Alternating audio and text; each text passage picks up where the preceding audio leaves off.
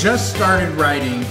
I'd written my first 2 shows, which are Anatole and Nancy Drew with Jeff Frank. And I went to see a cabaret at the Skylight.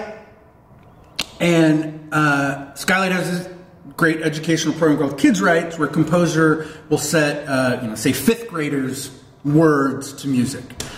And they had a cabaret that was just all of the songs Brett had written for it.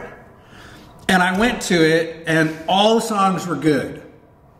And all the lyrics were written by people who knew nothing about writing lyrics. And I thought, well, that is a good fit for me. I said, because I also write terrible lyrics. But the songs always sounded good. And Brett had gone to First Stage, right? Yeah. Back in the day? Yeah, I mean, if you talk about history with First Stage, I got my start in theater at First Stage when I was 5 years old. This was shortly after, the first 2 seasons. I think it must have been like the 3rd or 4th season that First Stage was around.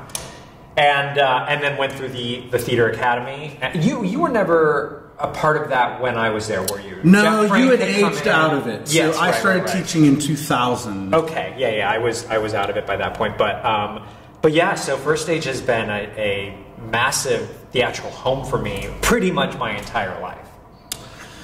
Yeah, and so I wanted to write another musical. This was in, like 2014-ish. Sounds about right. And so I just went to Jeff, and I had been working to get the right book to adapt. And I just thought, here's this young artist who's incredibly talented and has all these First Stage connections, right? And it just seemed like a really wholesome fit. And also just a good one artistically, too, because I knew him and I liked him. And yeah, so it actually goes back like 22 years to the beginning.